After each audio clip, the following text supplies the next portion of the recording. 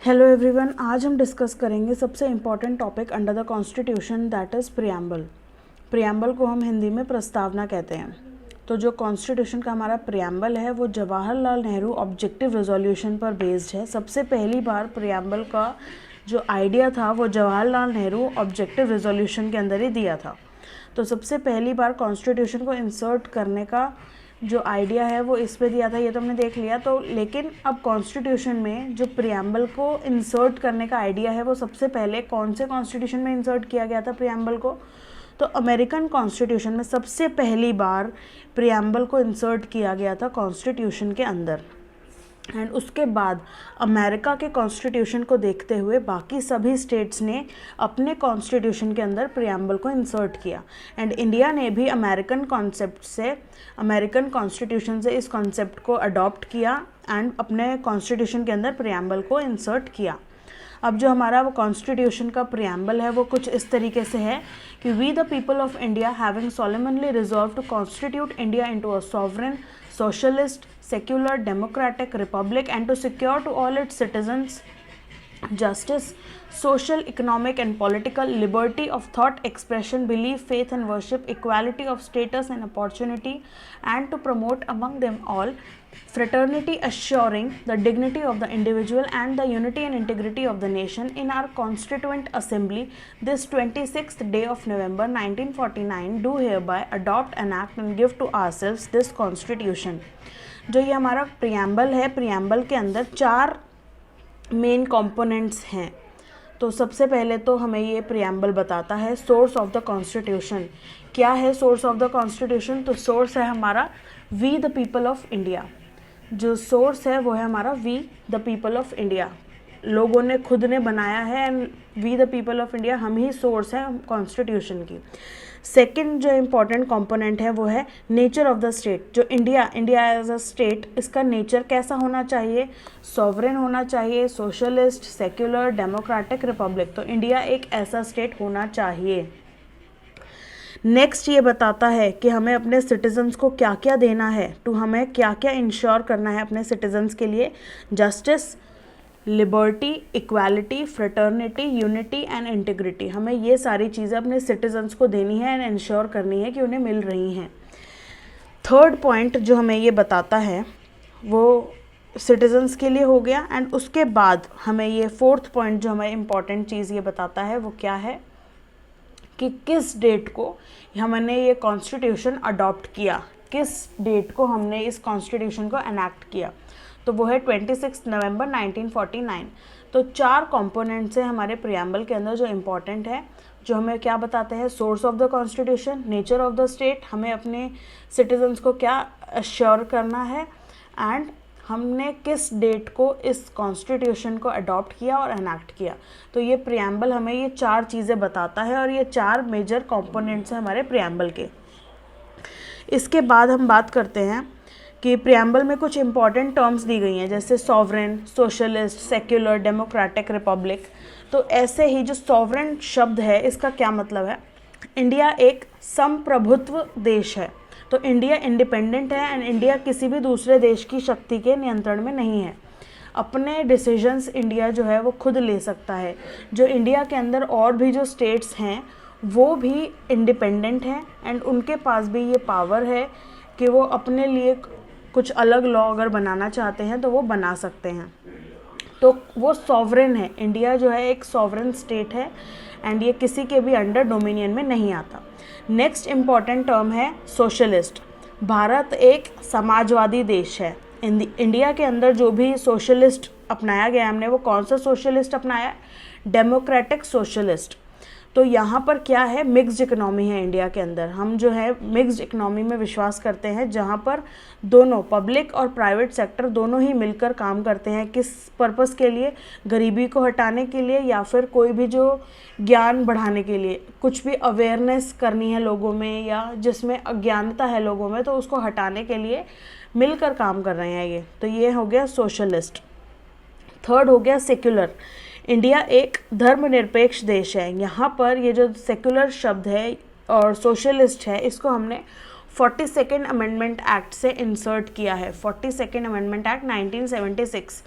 Originally जब ये हमने एनैक्ट किया था, अडॉप्ट किया था 1949 के अंदर, तो 1949 के अंदर ना ही सोशलिस्ट इंसर्ट था प्रियम्बल के अंदर, ना ही सेक्युलर था। हमने इसको कब इंसर्ट किया? 1976 के अंदर, क्योंकि हमें इसकी ज़रूरत पड़ी। अब हमने इंसर्ट कर दिया तो हमने अब देखना है कि सेक्युलर का मतलब क्या होता है। हमने सोशलिस्ट का मतलब तो देख लिया, अब सेक्युलर का मतलब है धर्मनिरपेक्ष देश है।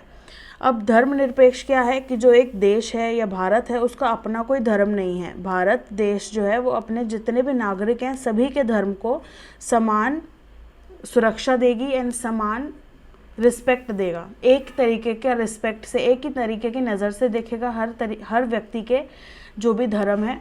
तो भारत देश का अपना कोई धर्म नहीं है। जो भी लोग इसमें रह रहे हैं भारत देश के अंदर, उन लोगों के सब अलग अलग धर्म के हैं, तो सबके धर्म को भारत देश जो है सम्मान देगा और एक तरीके से देखेगा। नेक्स्ट है डेमोक्रेटिक। जो भारत है वो एक लोकतांत्रिक देश है जिसके अंदर कॉन्स्टिट्यूशन में बताया गया है कि India is a democratic country. And democratic यहाँ पर किस किस चीज़ के लिए, किस किस को रिप्रेजेंट कर रहा है, तो politically democratic, economically democratic and socially democratic. अब जो डेमोक्रेटिक कंट्री है इसका मतलब क्या है कि जो सरकार है, एक रिप्रेजेंटेटिव जो है, जो एक स्टेट को रिप्रेजेंट कर रहा है, वो कौन चुनता है? तो सरकार का जो एक रिप्रेजेंटेटिव होता है वो हम आम लोग चुनते हैं थ्रू इलेक्शन। तो जो भी प्रियम्बल के अंदर ये बताया गया है कि जो भी जो संपूर्ण सर्वोत्तम सत्ता है वो लोगों के हाथ में ही है। तो we the people of India के पास ही सारी पावर है, तो इसीलिए ये लोकतंत्र कहलाता है। अब जो नेक्स्ट टर्म है वो है रिपब्लिक। रिपब्लिक का मतलब क्या होता है? रिपब्लिक का मतलब होता है गणतंत्र, गणराज्य। एक राज्य का जो भी प्रमुख होता है वो लोगों के द्वारा ही चुना जाएगा। जैसे कि भारत में जो राष्ट्रपति हैं, जो हमारे प्रमुख रिप्रेजेंटेटिव हैं हमारे भारत में, वो लोगों के द्वारा ही चुने जाते हैं। तो रिपब्लिक का मतलब हो गया है कि जो भी रिप्रेजेंटेटिव ऑफ द स्टेट होगा वो लोगों के द्वारा ही चुना जाएंगे। नेक्स्ट है जस्टिस। जस्टिस का मतलब न्याय। एंड जो हमारा प्रियम्बल है, प्रियम्बल के अंदर न्याय को हमने 3 कैटेगरी में डिवाइड किया है। 3 तरीके का न्याय मिलना चाहिए लोगों को: social justice, economic justice and political justice. Social justice का क्या मतलब है? इंडिया के अंदर न्याय संग समाज होना चाहिए। एंड इकोनॉमिक जस्टिस का मतलब है कि सोसाइटी में सभी लोगों के बीच जो भी संपत्ति का डिस्ट्रीब्यूशन हो रहा है वो इक्वली होना चाहिए। एंड पॉलिटिकल जस्टिस का मतलब ये है कि सभी नागरिकों को समान अधिकार मिलना चाहिए और लोगों के पास समान अधिकार है इलेक्शन के अंदर पार्टिसिपेट करने का। तो इलेक्शन किस लिए कंडक्ट कराए जा रहे हैं? एक स्टेट के रिप्रेजेंटेटिव को इलेक्ट करने के लिए। एंड अगर उसके अंदर सभी नागरिकों को पार्टिसिपेट करने का मौका या उनका अधिकार नहीं दिया जाएगा ये वाला, तो ये जस्टिस नहीं होगा। तो इसीलिए पॉलिटिकल जस्टिस भी उतना ही ज़रूरी है। नेक्स्ट है लिबर्टी। लिबर्टी मीन्स स्वतंत्रता, कि सभी लोगों को स्वतंत्र वातावरण मिलना चाहिए। एंड जो ये प्रियम्बल है वो एक ये ऑब्जेक्टिव बताता है कि कोई भी व्यक्ति गुलामी की ज़िंदगी नहीं जिएगा। तो जो भारत देश है वो तानाशाही से आज़ाद होगा। अब इक्वालिटी। इक्वालिटी का मतलब है कि समाज में सभी वर्गों के लोगों को समान, मतलब इक्वल ट्रीटमेंट मिलेगा। उन सबका जो स्टेटस है वो इक्वल माना जाएगा और उन सबको समान अवसर भी प्राप्त होंगे, समान अवसर दिए जाएंगे, सारे मौके उनको दिए जाएंगे बिना किसी भेदभाव के। हम ये भेदभाव नहीं करेंगे कि वो इस जाति का है तो उसको ज़्यादा अवसर मिलने चाहिए, वो इस जाति का है तो उसको ज़्यादा अवसर मिलने चाहिए। सोसाइटी में सभी धर्मों के लोगों को समान नज़रों से देखा जाएगा। फ्रेटर्निटी। फ्रेटर्निटी मीन्स भाईचारे की भावना। जो भी एक राष्ट्र है, राष्ट्र के अंदर एकता और अखंडता को बनाए रखने के लिए सभी में भाईचारा होना चाहिए।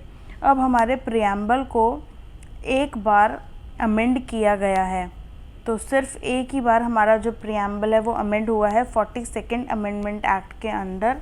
एंड जिसके अंदर हमने इसके अंदर 3 टर्म्स को इंसर्ट किया है। 1976 के अंदर 42nd अमेंडमेंट एक्ट के अंदर प्रियम्बल को अमेंड किया गया एंड इसमें 3 नए शब्द जोड़े गए: socialist, secular and integrity. Preamble को भारत के संविधान में 1949 को अडॉप्ट किया गया एंड 26 नवंबर 1949 ये डेट इम्पॉर्टेंट है कि कब एनैक्ट किया गया एंड कब अडॉप्ट किया गया, 26 नवंबर 1949। अब प्रियम्बल को सबसे पहले कौन से कॉन्स्टिट्यूशन ने इंसर्ट किया था अपने रिटन डॉक्यूमेंट के अंदर? तो सबसे पहला जो देश था जिसने रिटन कॉन्स्टिट्यूशन था जिसका, एंड उसने अपने कॉन्स्टिट्यूशन के अंदर प्रियम्बल को इंसर्ट किया था, तो वो है अमेरिका। एंड अमेरिका से ही बाद में बाकी सारी कंट्रीज़ ने ये जो प्रियम्बल का कॉन्सेप्ट है इसको अडॉप्ट किया। अब जो प्रियम्बल से रिलेटेड कुछ इम्पॉर्टेंट केसेस भी हैं, जैसे कि जो किससे रिलेटेड है, प्रियम्बल से तो रिलेटेड है ही, बट उसका मैटर क्या है कि प्रियम्बल जो है वो कॉन्स्टिट्यूशन का पार्ट है कि नहीं है। तो ये क्वेश्चन का आंसर करते हैं ये केसेस। फर्स्ट केस है रे बेरूबरी केस। जो ये केस है ये है 1960 का, एंड इस केस के अंदर सुप्रीम कोर्ट ने कहा कि प्रियम्बल जो है वो कॉन्स्टिट्यूशन का पार्ट नहीं है, हेंस जो प्रियम्बल है उसको अमेंड नहीं किया जा सकता है अंडर आर्टिकल 368। एंड जो प्रियम्बल है वो सिर्फ कुछ गाइडिंग प्रिंसिपल्स हैं जो कि एक देश को जो डेवलप कर रही है, तो वो प्रिंसिपल्स को अचीव करना ज़रूरी है एक देश को डेवलप करने के लिए।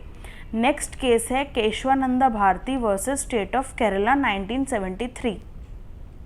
इस केस के अंदर सुप्रीम कोर्ट ने कहा कि प्रियम्बल जो है वो कॉन्स्टिट्यूशन का पार्ट है एंड प्रियम्बल को अमेंड भी किया जा सकता है। एंड इस केस के 3 साल बाद 1976 के अंदर ही प्रियम्बल को अमेंड किया गया।